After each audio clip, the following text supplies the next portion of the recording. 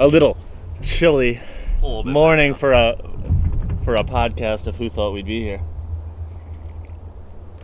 Nobody thought we'd be here when it's 48 degrees outside. Yeah. Still podcasting on episode 10. We are now in the top 40% of Apple Podcasts. That is a true. real statistic, people. You can look it up. Statistically, 40% of podcasts do not make it past, or is it 60%? 60%. 60% of podcasts don't make it past 10 episodes, and this is our 10th episode.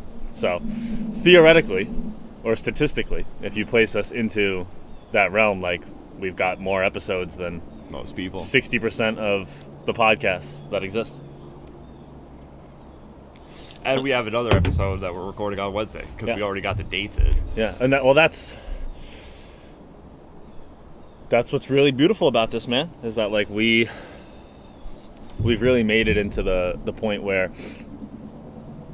from the beginning, and this was very hard for me, but you really leaned into it, which was like, just put the stuff out there. It doesn't matter if it looks like shit, if it sounds like shit, or whatever. And now all these moves are starting to be made with people joining us on this journey who are going to be helping us out. We're really excited about that. We don't want to spoil anything just yet, but, like, we've got some really exciting people who not only are going to come on the show, but who are also going to, like, be involved in helping take this beyond what me and you can just do on our own. Yeah. Can't do anything by yourself. You always need people to help you out. And we're grateful to people that have said yes. Yeah. Thank you so much. And we're also, like, we're really grateful too, because when that when other people start getting involved, like, we'll have more kind of, like, more of our resources at our disposal to use towards the content that we bring you guys. Yeah. Versus doing everything and then this just kind of being a facet of it. Yeah. We're getting to the end of making podcasts on this table. That's definitely for sure. Yeah, no, that's a good point. And I mean, and we can. I feel like that's a good place to start, because you've been in a place right now where you've probably felt like you didn't know what your next move was going to be, or how it was going to play out, or if something that was, something that you really wanted, or, is that still meant to be? And so, like, you got the confirmation that you'll be living in the city soon enough. Yeah, so I remember when I got home in May from San Diego, and I was like, I'm moving. I thought I was going to move to California at first, but then we decided to move to the city. But I've been saying the whole time we'd be moving by October, and we got the call yesterday, and it is, in fact, October 23rd, my guy. So we are moving in October, just like I've been saying for the last 5 months. Yeah, and so, I mean, how does that feel to kind of have... I was thinking about it while I was walking today. How does it feel to have certain, like when this journey first started, you probably had certain high hopes about, like, things working out a certain way, and then they obviously didn't. But now things have come together. How do you feel about that as a whole? I think it was just, like, trusting the universe and just letting it happen, Isn't that everything, brother? It's like, it's attachment, or it's detachment, but, like, still, like, focused on a goal. I was detached from the outcome. I just knew it was going to happen. It was just a matter of time, and when the time was right, it would happen on its own. Mm-hmm. And you just got to believe that and let that happen. Yeah. Because it's going to happen if you believe in it, Mm-hmm. We make everything happen in this world. Yeah. Like a great quote from my pal Ralph Waldo Emerson, which is that when you make a decision, the universe conspires to make it happen. I write that in my journal every morning. The universe conspires for me. Mm-hmm. It's never against you. See, bro, you were a fan of Emerson and you didn't even know it. Yeah, the universe is never working against you. It's always working for you. It's just you work against yourself sometimes, Of course. Sometimes you'll, like, find yourself out of whack and you're, like, not thinking correctly. And, like, you don't really notice it, but it's a little snowball on you sometimes, and you just got to get out of that. Mm-hmm. And once you put your thoughts straight, it all comes back to the way it's supposed to be. Yeah. I really like to think about... like, we always talk about perspective, but, like, the ability to kind of, like, step away from your thoughts. And it's not like you're, like, stepping out of your body, but it's almost like you're watching yourself think. And then that's where, like, I always find that, like, that's where the origin of, like, we are not our thoughts that like our brain is like a separate kind of entity, and it works in all sorts of different ways that are different from our soul. No, but like you know, we've talked about this before too, which is that like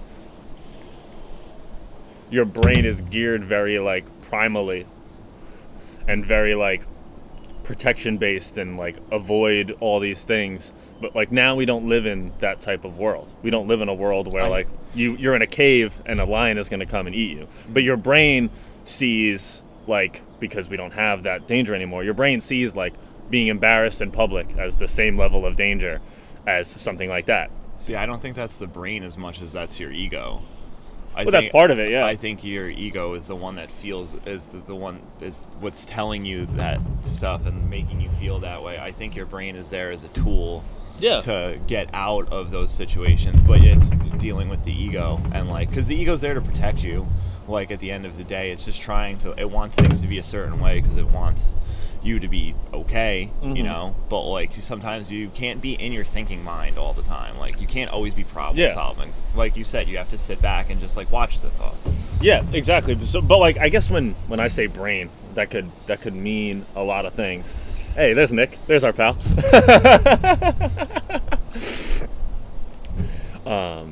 I guess when I say brain, I mean, I could mean a lot of different things. But when I say brain in that sense, I'm saying it in like the, I guess in like maybe like the analytical mind, or what do you always call it? No, there's a word that you always use. I say like monkey mind. Monkey mind. Yeah. There you go. Which is like the, kind of makes me think like the autopilot, almost like. That's what I'm describing when I say that. Exactly. So then that's what I mean when I say like your brain, which is that like kind of like the part of your brain that has assembled all these experiences and situations and people and stuff like that, and then you feel like you can make up your mind about stuff already ahead of the way. I get what you're saying. Oh, well, it's a little brisk out here today. Yeah, the studio is cold, bro. The heat's not working. Hopefully we get. No, there's the heat. There's the heat. It's starting to hit me right now. The heater doesn't come into work until about 10:30. No, but that is that's a fun thing to think about too, because like this has been our home base of doing this, but we have recorded in other areas. Yeah. But like now, like it's almost like as soon as we get used to this, it's time for something new. It's time to like, we'll be recording elsewhere. Don't get comfortable. You can't get stagnant. No, stagnant leads to decay. No, of course not. Yeah, we talked about doing an episode like outside in the middle of a field. Yeah, no, I mean it's not like we'd need a different like type of setup, but it's not an impossible thing to do as it gets. Have you ever seen? I saw this awesome, and I had never heard of it, but it's a podcast and it's called Middle Seat. I've never. And it takes place in it might even just be like a social media thing, not even like a podcast itself, but it's called Middle Seat. And these guys in the city bring like a 3-seater couch with them, and they'll just like, you know, they'll go to like a festival or whatever or something like that, and then they'll just like they'll sit on either end of it, and then like people who like they know, or sometimes like random strangers and stuff like that, will just sit in the middle and they'll just like talk. Yeah. I was like, I think that's such a cool concept. Yeah. Like, and it's also like you're gonna meet so many interesting people across. Like I said, if you're just in the city, you're crossing paths with all these like crazy kinds of people. Yeah. That like, and it's like an awesome platform too, because like we talk about having these huge guests and, you know, and like having you know, them on for like 2-hour talks, but like, you know how easy it is to convince like anybody to just like sit down for a couple minutes and like we'll chat, and then like when you don't feel like the conversation's gonna you can just go on your way. You can get virtually anybody. Like I said, a famous person walks by, you could literally just like, I'm sure that's happened to them. I'm new to their fandom, but I thought it was just a really clever idea. Yeah, no, I think that's so. I can see it. It's now in my eyes. Oh yeah, it feels great. I have to hunch a little bit. The sun is making its way upon us. So, let's talk about our topic today. Yeah, putting yourself in a box. Mm-hmm. You want to elaborate on what you meant by that yesterday, because you're the one that brought up the conversation. For sure, and I've kind of since then also expanded it out a little bit, and I'll say what I mean by that. But what I mean when I say like don't put yourself in a box is that like I've always personally struggled with the fact of the need to like label yourself, the need to be like to like categorize yourself as something to, and what kind of comes with that is, I think that sometimes our brains think that if we're deciding to be this one thing, depending on how your brain works, you can get worked up and start to think that like, well, I can't be anything else because I'm that. And I mentioned it to you last night, which is that like, I'm sure like the one that we can easily both share common ground over is that like being the bartender. You know what I mean? Yeah. Like you're categorized as that, and then like when you are that, there are certain, and I'm not even saying that anybody puts this on us, but like we probably experience some type of pressure that like when you're that person, even when you're not working, you have to be a certain type of way, or carry yourself a certain type of way, because like that's how that archetype would be.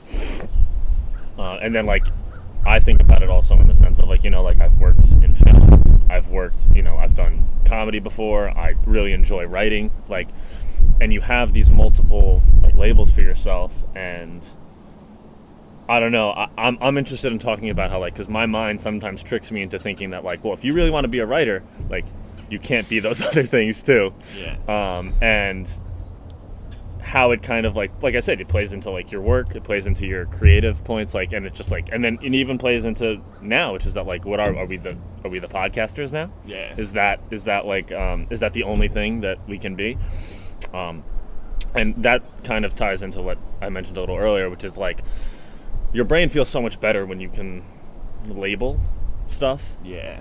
And like this is like the extra part of what I was thinking about, which is that like I feel like that need for us to like categorize ourselves can be translated into like a much smaller like moment to moment basis, which is like the need to label anything that happens to you, the people in your life, the things you have, anything, as just good or bad, you know, and that nothing really, like when you drop that need to label everything as good or bad, you start to realize that there's a lot more nuance in the world, and that like it's okay to be complex, you know. And I guess like I'm sure that there are people out there who do feel the way I feel, and I'm sure that there are other people who feel like, no, I want to be all these multiple facets of things, and like my brain has no problem processing that. And then, like I said, then there's other people who feel like I am this one thing, and that gives me comfort in being that. But it can even apply all the way down to like your emotions, which is that like I'm an angry person, or I'm a nice person, or I'm whatever it might be. Like there's, your brain feels all that. It like gives you almost a rush to be able to just say this is this. But then like life is constantly altering our definitions of everything. So I feel like you're less surprised if you give yourself the space to be more than one thing at a time. I think it comes down to a couple things. I think first off, it comes down, like there's a lot of self-judgment involved there, and how you view yourself and your opinion of yourself. And I think that comes from being categorized almost like, because it starts out as a child, you know? Like when you're in school, you're a good student, you're a bad student, you're an active kid, you're a not active kid. And like I think that trait, those traits are just kind of drilled into you a little bit as you're growing up, and then by the time you hit high school and stuff, it's like, oh, now I'm like the popular kid, I'm an athlete, I'm like a good student, I'm in theater. Yeah, it's built into our society. Yeah, you fall into that box, and it becomes very hard to get out of it. I know for me, like when I was younger, it started like when, I don't know, I like to think like I didn't even really have a drinking problem when I got the DUI. Like, when I was younger, I feel like it started after. It was more of a recklessness problem. Yeah, right? It started after that. But like I feel like it was because like I put myself in the box of like I'm a person who like when we were like in high school, like we did go out and like party a lot, like as high school kids, like what you do in high school, you know what I mean? But like we got our fill. We did that, and it became like when I was working in a restaurant, that just became a comfortable outlet because it seemed similar, you know what I mean? And then I fell into that facet of judging myself that way, and like I'm this character. And then like I got into the whole shaker of the drinks thing, man, and like that was just like my ego created a whole mask. But like, where does that all start from? Why do you start putting yourself in that box? And I think it's a lot to do with like self-judgment and like how you view being judged by other people. You know what I mean? Yeah, you bring up an awesome point there, which is like, and I feel awesome talking about this too, because like I've been with you throughout that whole kind of evolution of it, and like there's got to be some type of feeling with you that, you know, maybe subconsciously is like at some point, like when you were bartending, or when, you know, when that was, you know, and because I lived that lifestyle too, but like, you know, that was also your persona on social media and stuff like that, that like you subconsciously start to think that like, well, how could I ever have a podcast if like this is what I do? Or like, how could I ever make a podcast that isn't about drinking if this is who I am, or about bartending, or about something like that? And it's so freeing to like find those areas where you can branch off, and like it doesn't have to be this thing that you're super successful at or that takes up a huge amount of chunk of your time, but that you can be more than one thing. For me, like I like the day that I started that new Instagram, and I was just like, holy shit, like I sat and I meditated for like 20 minutes in the bathroom, just like looking at the shower before I got in the shower. And like while I was sitting there, I was just like, if you want to be, it was like before it might have been before I stopped drinking too, I think, honestly. Like right around that time, like when I did stop drinking, I was just like, if you want to get out of this life, like maybe just start a new one, you know? Like not a new life, but like I was just like, I feel so stuck in this persona that maybe if I just start another one from scratch, that's like really who I am and like what I want to be, like maybe that'll help. And for me, it was like super freeing, like, oh my God, like I can get out of being like, because you're on social media so much, and you're like, I'm on Instagram, and I'm like, everything I post has to be filtered toward this way and like this image of myself, and like now I can just be free over here on this one. And that was like the start of like separating for me, like getting out of that like space where I felt like I had to be one person. And now I feel like I can do like multiple things, you know what I mean? And like really put focus into them, because now I do look back sometimes and I look at how far I've come working in restaurants and bartending, and I know that like I'm really good at it. So like if I put that much focus into something else, I'm going to be very good at that too. Like, because you have the potential, you know? Yeah, and like you bring up a good point too, which is when we first started doing this, I was very uncomfortable in like reposting stuff on Instagram, because not only had I not posted stuff in a while, but like most of the stuff that I posted was like cinematic stuff, like film stuff, like stuff that I really like, you know, I put a lot of time into editing and syncing and, like you said, creating like a vibe of this is the thing. And then now all of a sudden it's like 3 years later and you're posting this thing and you're being a mental health, you know, you're talking about mental health. And I guess we just want to encourage that like it's okay to pivot, and that you don't have to, it doesn't have to be this thing where you create walls around yourself that like I've already put. And also it's one of those things I think that a lot of people struggle with it, because when you've put like I said, like we'll use bartending as an example, when you've put like all these years into bartending, a lot of people feel very uncomfortable about being kind of then in a vulnerable position of I'm learning something new, like, and that, you know, whether you put 5, 10, 15 years into something, it can feel daunting to then turn around and say like, well, I'm a master of this, or expert, whatever you want to call yourself, but then I go over here and a novice. I know virtually nothing, and I have to be walked through the basic steps of how to do something like this, or I have to try brand new and find out for myself. And we create this bubble of pressure around ourselves that is like, if we're good at one thing, then we have to be good at one thing, or if like we're if you're an intelligent bartender, then you have to be an intelligent everything else. Or if you're a charismatic person, then you have to be charismatic in every other facet of your presence in your life. And that's where people get caught up, and then they wake up 10 years later and they say, I don't feel like myself anymore. Mm-hmm. I think you have to just let yourself be yourself, but you have to find that, and that takes some time, but going into silence and stillness, you really do find yourself. And then once you've done that, that's always where the work starts. You start inside with yourself, and then once you do that, I feel like it's overcoming, like we were saying with bartending, I had been doing it. I got my 10,000 hours in that, man. They say you need 10,000 hours of anything to be a master at it. Definitely on my 10,000. It's very uncomfortable to go from being that good at something to even with this, when that first episode we're better than we are now, but we were not good that first episode. That shit was hilarious. And not that we weren't good, it was just we hadn't done it before. We had 0 hours, and now we're getting up there. We're doing this is comfortable for me now. It was uncomfortable the first time, but it's always uncomfortable when you step out of that realm of I'm really good at this. It's if you're a salesman and all you've done for the last 10 years is sell cars.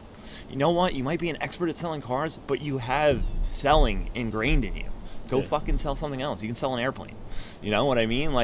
There's other things that relate to it. For me, this felt natural because bartending's talking a lot. It's just talking and socializing with people. Of course, I'm making drinks and doing stuff, but a lot of it is attention to people, to customers at the bar, Mm-hmm. So this isn't far off that spectrum, I feel like. So I felt I should have felt more comfortable than I did jumping into this. Well, but I think that's what happens, is you're never going to feel comfortable jumping off the ledge. No, but I think that what made us uncomfortable at the start of this had nothing to do with the talking aspect. It's the vulnerability of putting yourself out there and saying that this is what we're doing. But that's what I'm saying. It felt comfortable, but it was uncomfortable because we did have the talking thing down, so that should have felt. Well, it's not like we had never talked to people or had conversations ourselves. What I'm saying is that what was scary about doing this had almost nothing to do with what we're doing right now. Mm-hmm. It has everything to do with the perceptions or the judgments of others on it. Mm-hmm. It has nothing to do with I don't think that me and you, when we sit down here, feel pressured to talk about anything or to make it a certain way. Mm-hmm. I think that pressure, especially in the beginning, came from what's everybody going to think when they just see us in your backyard, on our fucking phones, trying to talk through earbuds. Yeah. And I think that too is a good point, which I think that, which is another thing I struggle with, which I think kind of applies to this, which is just the idea of perfectionism, and what makes something, or what makes us feel there's something so inherently embarrassing about not learning something or not grasping something at first. Mm-hmm. And that realistically we can all be in such a rush to, like I said, maybe get our 10,000 hours in or get to a certain point that's defined by external sources on something versus enjoying the journey of not knowing. Mm-hmm. That there's something exciting about taking on a challenge that, like I said, whether it's putting yourself out there or it's just something that's kind of personal within yourself. There's something inherently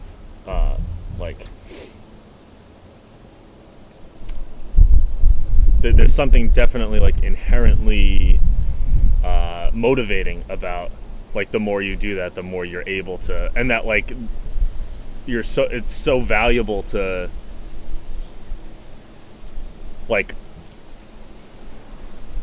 no matter how much of an expert you are in all sorts of things, I feel it's so awesome to find yourself at a place where it's just I don't know anything about this, and now I'm the student versus I'm the teacher in other areas of my life. There's something so exciting in the curiosity. I feel nobody in adulthood talks about how curiosity still exists. Yeah.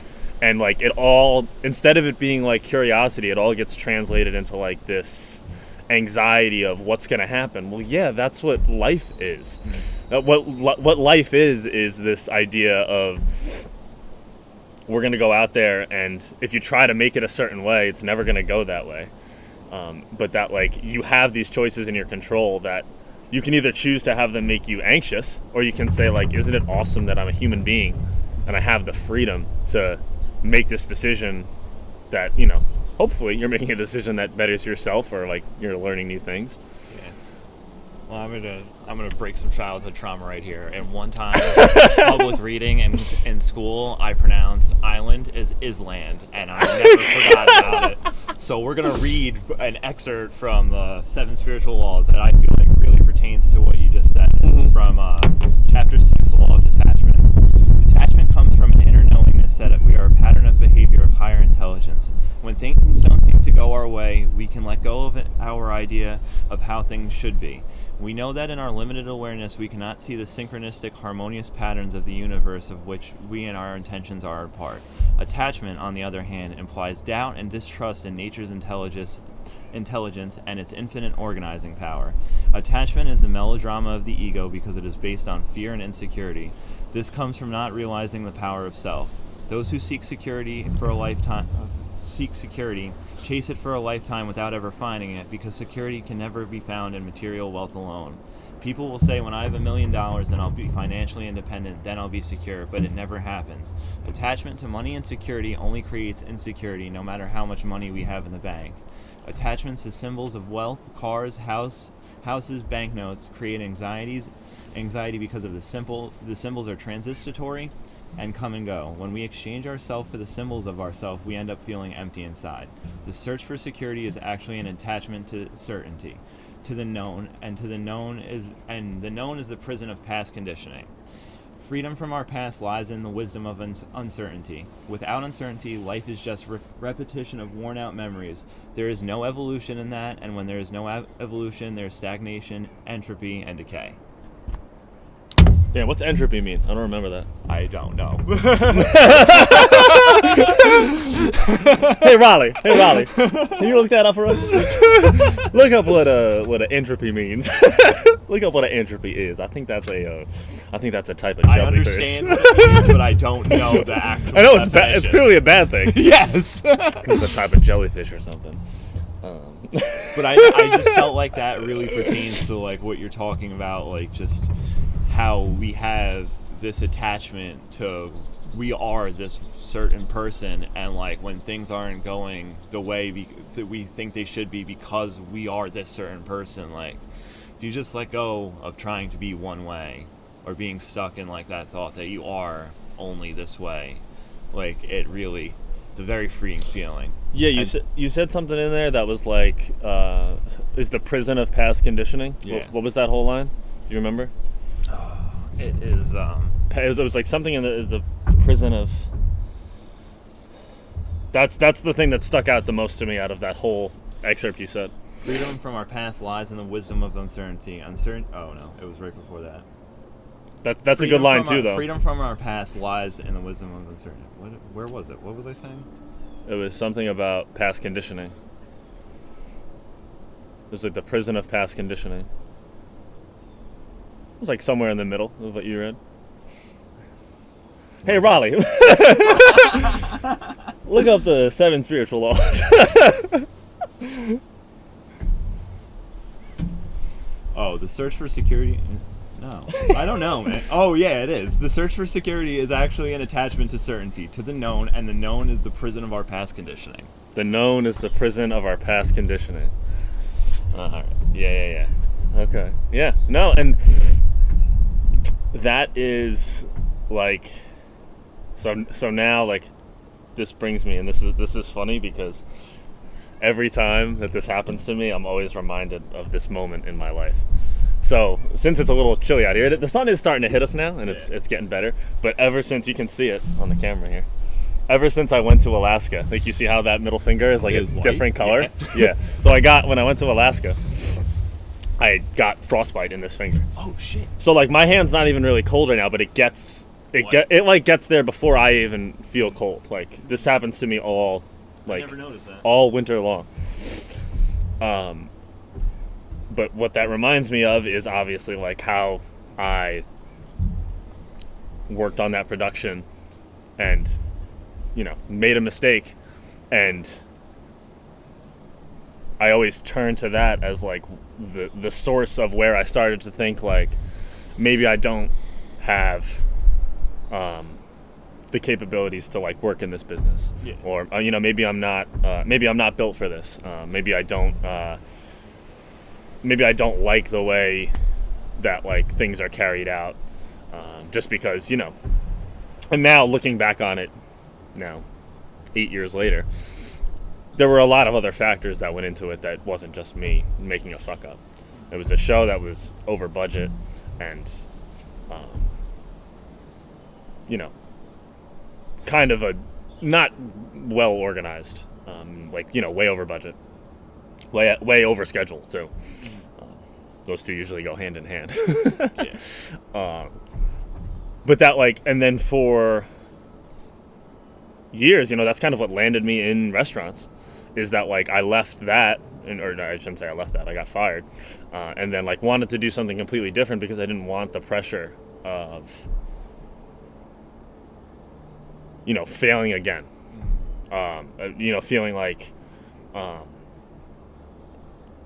I didn't want to give myself the confirmation of, no, like you really are a failure. Like, because if I went and worked for somebody else and then something similar happened, I would really be. So I went a completely different direction.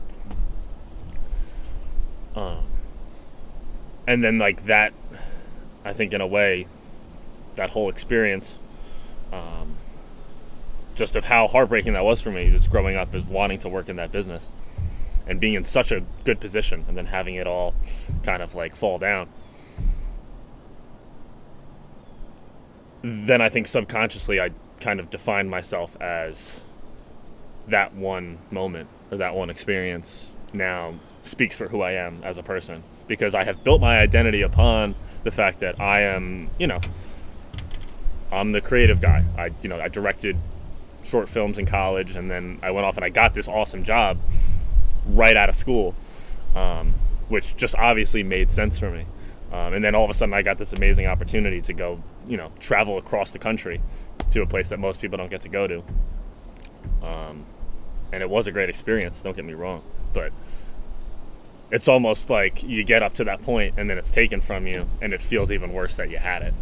And then you feel this need to, like I said, I kind of like separated myself entirely because it felt like the only identity I had in that space or business was being a fuck up. And like that, if I went back to it, that I would immediately just fall right back into that. And that was the only kind of option that could happen. And that I only had this option to like go off and, you know, for lack of a better word, do something more monotonous. And I let that get to me for years. I think I'm still working out aspects of it, which is like you envision yourself as doing this thing, you know, and at no point when I was in that journey did I think like, oh no, this is going to go off the rails and then I'm going to be stuck doing something else. But then you realize that like if I build upon that year after year with just reinforcing to myself that like you're never going to do anything beyond this, like you'll never belong in that industry, whatever it might be, that takes a toll on you. And then you notice all the other ways that you limit yourself. Like, do you find that there's other ways that you kind of like based upon things that have happened to you in your past that kind of limit your ability to be open or curious to a new thing as it approaches you?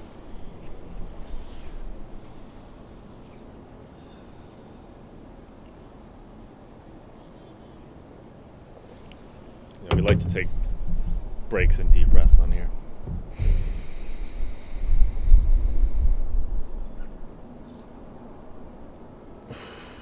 I think there were mistakes that I made in the past that weren't necessarily fuck ups, but I thought they were at the time. In reality, they were probably just growing up. You know, like you have to make mistakes as you grow up.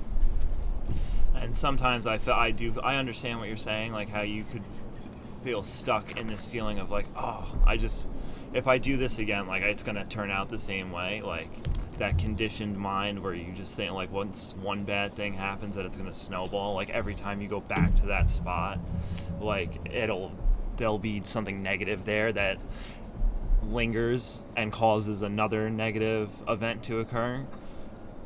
And I mean, like, definitely for me, like, there's a couple moments I can think of, like, when I was younger, like, big moments where I got, like, in trouble, or, like, I fucked up, and I just, like, it's like, I'm never gonna recover from this. You know what I mean? Yeah. I, like, it would always just be, like, I'd start to actually move past it, and then I'd be like, nah. Well, for me, if I can expand upon that a little bit more, which is that, like, what I think it instilled into me was that, like, okay, like, when something good happens to you, all that means is that eventually it's going to be taken from you. Yeah, the shoe's going to fall. Yeah, and I was enjoying that so much, and I was so present in that moment and it was taken from me. It was like, I don't want this, like, heartbreak of, like... You really sat with the feeling of what happened. You remember what that was like? No, yeah. I know. You were there with me. I'm like, it's like...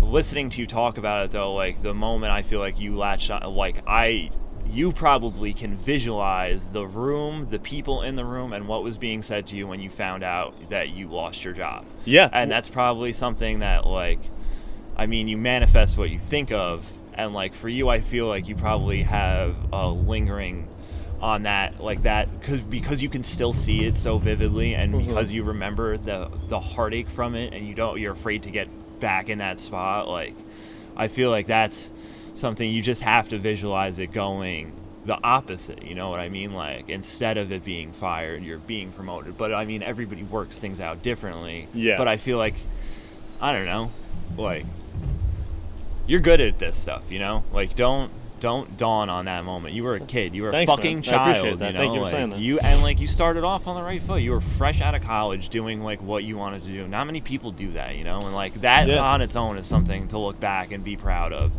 Like, don't like...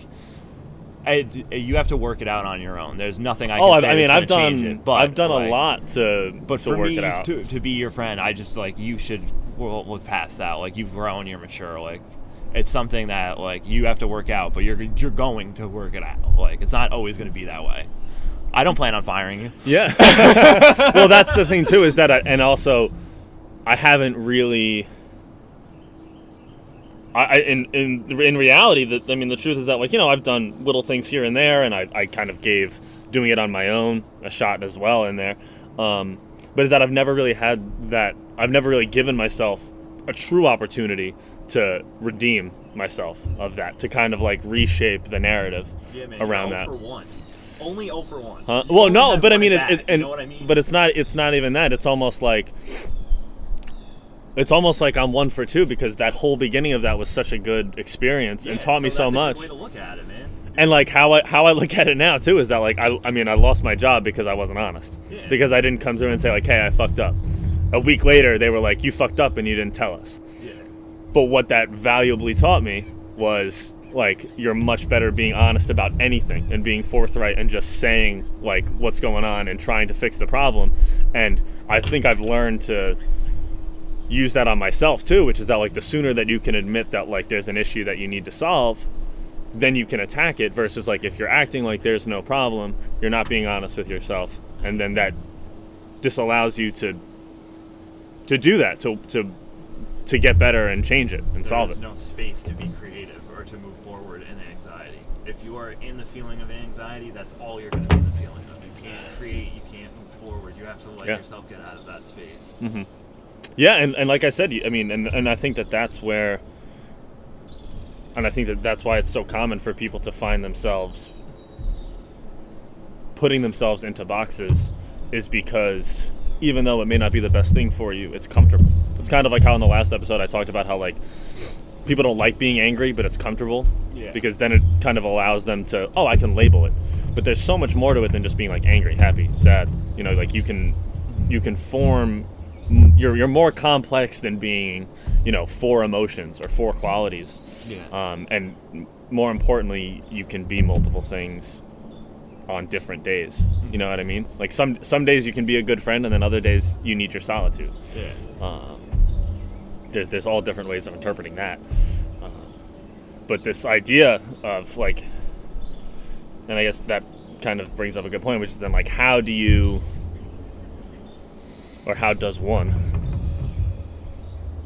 move forward when trying to redefine themselves, especially when something already exists that is kind of like your only base to look towards in terms of how to define yourself in that way. What do you have what do you want to read? Oh, I mean, I know that because this is what I journaled about this morning. I'm just curious because you have it out, so like, is there an excerpt from there? Yeah, we love it when I read from my journal, right? Yeah. There's great excerpts in here. The last 2 times have been compliments for me, so. Yeah, I don't. Please, oh my God, give me those compliments. Ego. Yeah, there's the ego making a return. I don't think you're in here at all, but like it definitely. No, dude. I know. But like this is kind of what I wrote right before this conversation, and maybe it'll just do us some justice. I'll just read these real quick. That kind of led us into this. So I said, categorizing anything can leave possibilities on the table. The need we have to place events, people, things, etc., and define them as good or bad, fun or boring, productive or lazy. We do this down to the very moment, needing to place a neat and clean label upon anything which makes itself known to us. The brain loves being able to categorize and limit our beliefs. It makes it feel protected and capable. But we don't even begin to realize how these conditioned beliefs, over and over, moment to moment, build upon one another, and then before we know it, we live in a world where we think we know everything and the way that anything will play out. We believe that someone's whole life story is figured out after one interaction. We know how X situation will play out because we've seen X a couple of times before. And then before we know it, we've assumed everything and we see no opportunity in life. That's dope. It's a good little excerpt. Thanks, man. Yeah, man. I feel like it fueled the beginning of the conversation because that's what kind of expanded me out. It also like brings it back around. Mm-hmm. I have conditioning wrote down. I wrote it like in one less small sentence. Yeah. But it's in there. Yeah, and that is, I think it's and like I'm so glad that you kind of brought up the childhood thing too. That's big for me. I feel like that's where it all starts. Mm-hmm. Yeah, and that is. It's awesome when you can, like, look at these things that happen to you kind of as an adult or maybe even further into your teenage years that you can bring a little bit more meaning to and find around. But then it's a whole different animal when you're talking about stuff that is like your childhood, that is like you probably don't even realize where it comes from, but you already think this way. I feel like that's a big thing, like letting go of, like I try to be very, very friendly and positive with myself when I think about like past conditioning and like how you work, because you could have been developing something and you're so young that you don't even know you're developing it. And then like a time goes by and you might not even be aware of it. But like I think growing is becoming aware of what you thought was just natural as a child and like relearning things and being like, damn, that's not okay to think that way all the time. And then like you grow out of it because you can sit back and be like, I don't know exactly when that started in my childhood, but I can think of a couple moments where this definitely played into it, and now I'm old enough to realize it, and you can finally make that change because you've come to the realization of like, oh, I'm this way because of this. Like, yeah, no, it can be eye-opening, and like actually now that you mention this, like just because I feel like we should make it a habit of like when something vulnerable like comes to mind to talk about, I feel like we should bring it up because then that will, like, if we create that habit of doing that, letting that energy on out. the podcast, exactly, like then like we won't even have to be like, all right, we're doing a deep dig episode. It's more like they're all like that, we're just looking to find the right words to get it out.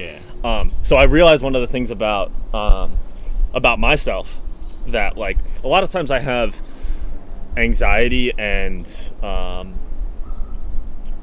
kind of just like upsetting feelings around, and this isn't all the time, but just around certain times doing things by myself.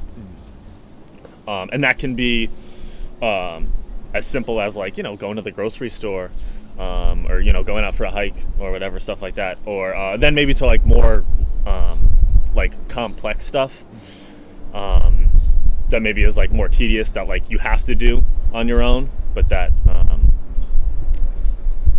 you think that maybe would be better off if like you had, your pal by your side or anybody.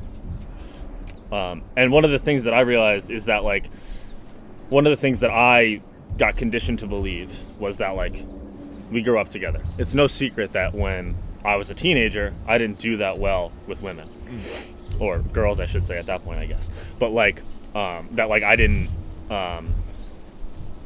that just didn't come naturally to me. And to some of our, other friends, you included, it came a little bit more naturally earlier in your life. And I think that what that conditioned me to believe was that I was kind of like alone. And that has translated into me as an adult more and more thinking that when you go out in public and you do things on your own, that if you judge yourself as like, if you're just by yourself, you're a loser. That like, that starts to grow and grow more. And you have like this inherent belief that like I'm some type of like shut-in, or you're unlovable sometimes, that like that's all been made up by a preconditioned belief that like nobody like at the store is thinking that. Yeah. It's well, of course, but it's crazy. I know exactly what you're saying. But you know exactly what I mean, though. It's crazy that like how me not having a girlfriend in high school could translate into me thinking that like sometimes when I go to the grocery store and I'm by myself, like somebody would be thinking, oh, that guy's a fucking loser. He's fucking 30 years old and he's at the grocery store by himself. Like, where's his wife, or where's his friend, or where's whoever, where's his service dog? Like, he got everybody, like, is he autistic? Like, what's the... So, like, I know exactly what you're saying. Awesome. Because, like, so this is an example, like, last month on a Saturday, I went into the city to work, and I got done at 1 o'clock, and I didn't have to be in Jersey City until 3. I was meeting Julianne. We were going to a friend's birthday party. Mm-hmm. I walked around with an hour and a half free in Manhattan, and because I like doing things on my own. Like, I like going to the store, like walking. I just like being independent sometimes, because I feel like a lot of the time I'm always with people, or I'm always doing something. Yeah. Uh-huh.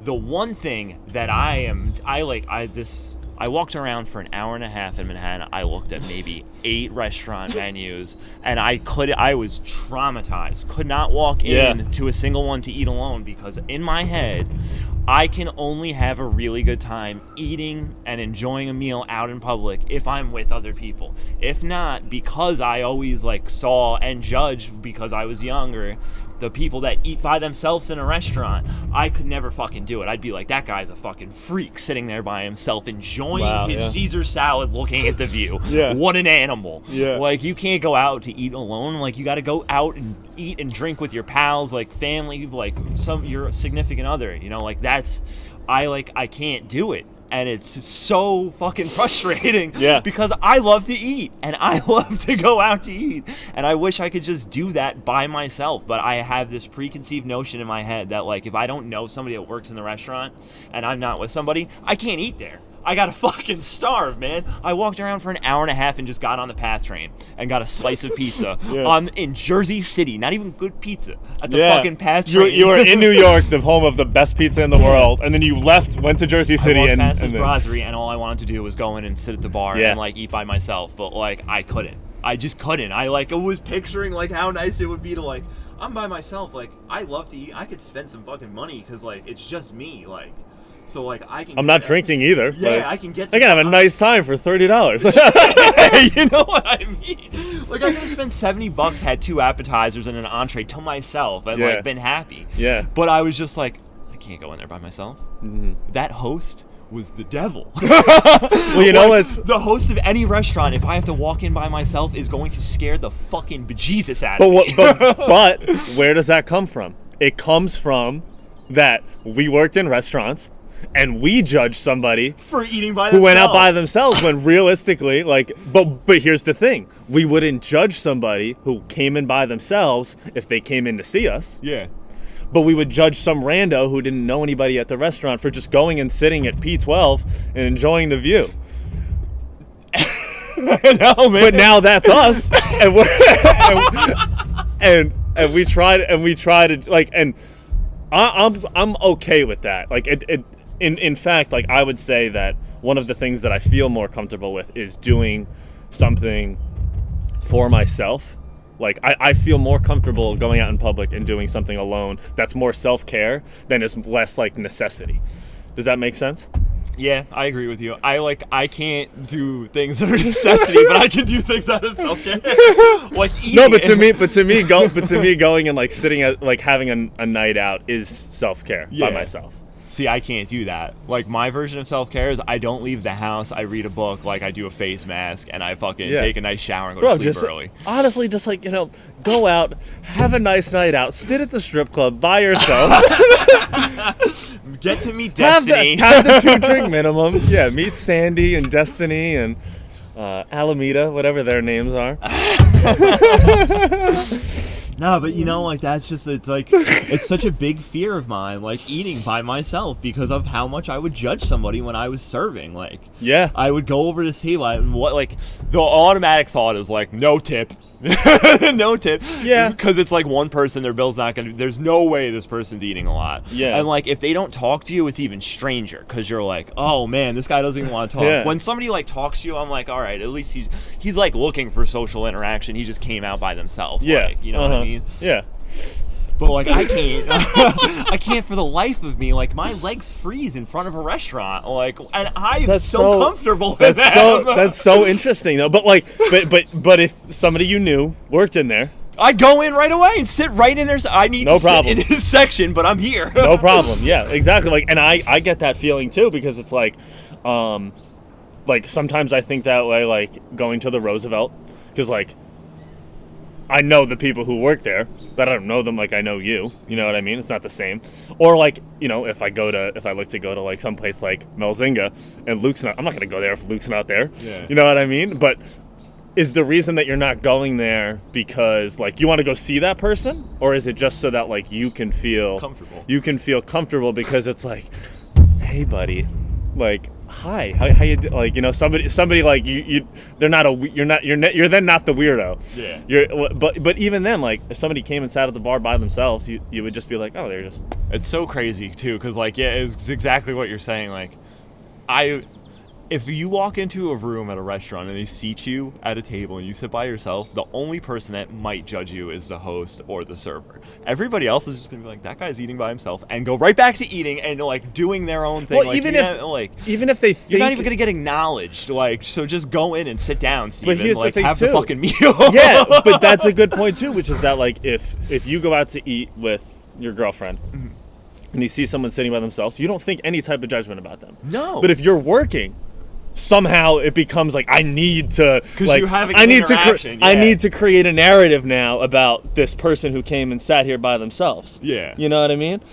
But like that's just like that's a conditioned thing. Yeah, I know. It's so crazy. Like, I've never one time looked it's around a restaurant while I'm eating with somebody. To the point where you're having, like, a panic attack. Yeah. Outside of a restaurant because you won't be like, yo, as if, like, the host and the server are over there, like, gossiping about you. They're like, this motherfucker want to have something to eat, fucking eating-ass bitch. Like, what a fucking loser. He want to, like, feed his digestive system. That's crazy that he wants to do that. I probably called Julianne 3 times walking around. Like, did you leave yet?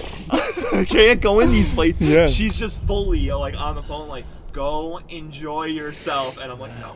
Yeah. I can't do it. They're gonna know. They're gonna know. I don't know what they're gonna know, but they're gonna know something. They're like, there he is, Jeffrey Dahmer. Eating by himself, having a bite to eat, treating himself. Oh, man. It's so true though, and like I have these versions of myself where like, or like these like this will happen. These instances where like I'll be needing to go do like 3 things, or like you ever see those memes that's like God, like I'd love to get some stuff today. I'd love to get some stuff done today. It's only 9 a.m., but like I have this important phone call at 4 p.m. that I have to make, so I can't do nothing. You gotta wait all day. Like that is how I feel. Like I had to like make some phone calls the other day about like these like old bank accounts and stuff like that to just like iron out and get the right details and stuff like that. And like it took me, I think, like 2 days just to get the courage to call them. Was it anxiety about being on the phone with somebody, or was it talking about financial stuff? I think it was some of both. Yeah, I hate that. And I also think that it's... I feel like that's very common. Yeah, and I think that with like money too, it's a stigmatism around it. Yeah, absolutely. But it's that like how I kind of felt was, if I don't figure this out now, then I can continue to give myself the excuse of it's not organized and ironed out. But once I organize it and it's all in the right place, then now I have no excuse for like, you know, taking better care of it or paying more attention to it. And also you can completely drop the anxiety of, I have to take care of this. But then here's the best part, which is that like you think for some reason like we create all these crazy realities in our head about like it's the same concept as what you were just talking about, that like you call them and you're like, hey, like I'd like to talk about account number blah blah blah. He's got 37 cents. Or they're like, yeah, can I just place you on a brief hold? And they put you on a hold, and then they're like, this motherfucker calling about his bank account. This man embarrassing, yo. Like, what the fuck? Meanwhile, they work at the bank, and all they talk about is bank accounts. It's so dumb. It's like the most. Yeah, they get fucking 100 calls a day from people like you. and it was and like I said, it was the most pleasant of interactions with all these different people who I had to talk to along the way. There was absolutely zero issues. There was absolutely nothing that was... You just create this whole... Number one, you create this whole narrative around the fact of like that somehow it's like... you ever have like this feeling that like, especially based off of like what we used to do, that like in some type of way like being productive or like organizing stuff is like embarrassing? Yeah, cause like I shouldn't have to be organizing this, but because I was wasted the whole year I was 25, I have to make up for it now. Which brings a feeling of like insecurity, like, oh, you fucking like everybody else has this handled, and in reality, like I'm not very far off. Like, yeah, well, no, and this is a good point too, which is that like we've kind of talked about putting yourself in a box, like character-wise or job-wise, but we're not really talking. Also, be like, oh, I'm financially not stable at all, and put yourself and I'll in never that be. box. Yeah, exactly. Or that, exactly that. Like, oh, I work in, you know, that. I said this to your mom the other day, which is that like people in. You think you'll never. She said something about money, and I was like, we're all like that. The people who work in this business. But it's like, that's just an excuse. Yeah. You know what I mean? That like you make up and that like you're choosing this is the cap of what I can make. Like yeah. I'm only always going to make or this. Not even the cap of what I'm going to make, that like this is the degree that this is how I take care of my finances because this is what I do, and inherently this is how I am. Yeah.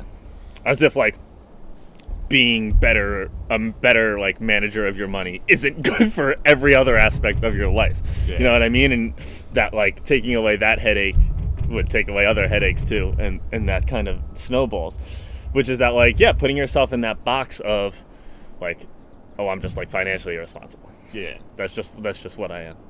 Or what? Yeah, and it can apply to any type of way.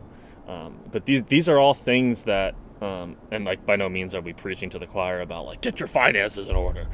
But we are saying we'd be doing this on my mom's deck if we had our finances in order.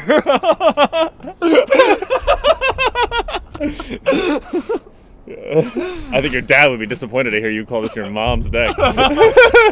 You don't ever spend it.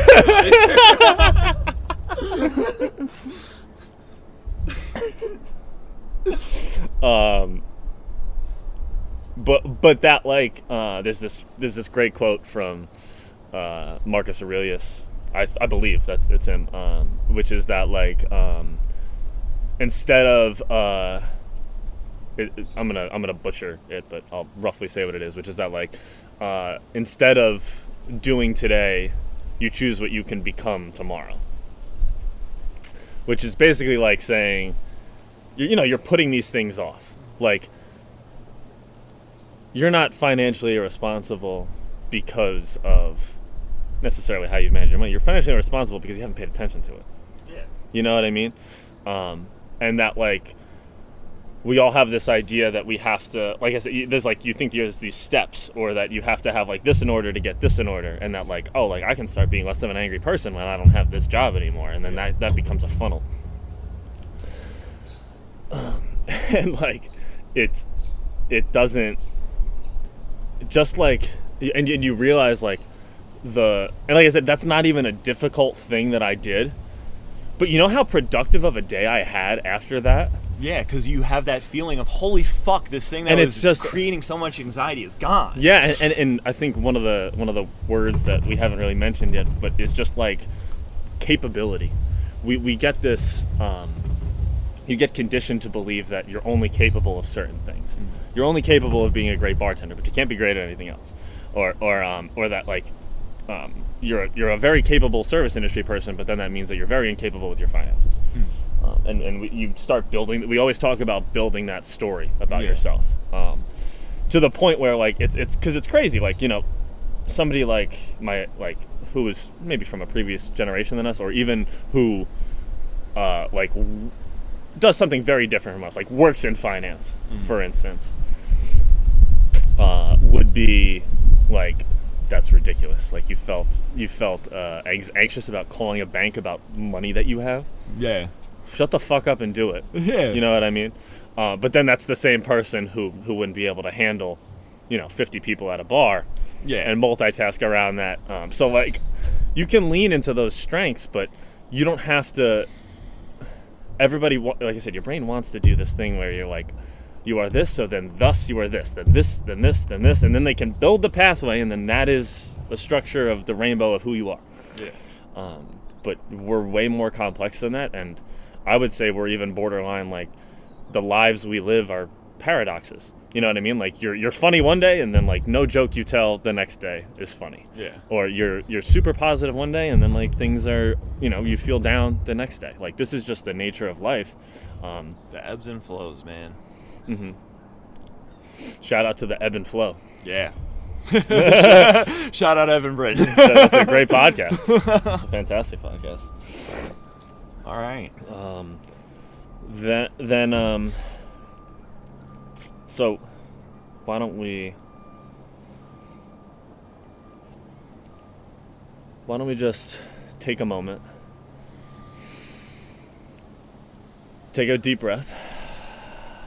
It's the best, isn't it? Air is the fucking especially shit, being outside, dude. man, in nature's abundance. Air is the shit, dude. Also, yeah, shout out to our sponsor, Oxygen. Yeah. Actually, and technically, we can't shout out Oxygen without shouting out carbon monoxide that feeds this plant. Yeah. These plants, excuse me.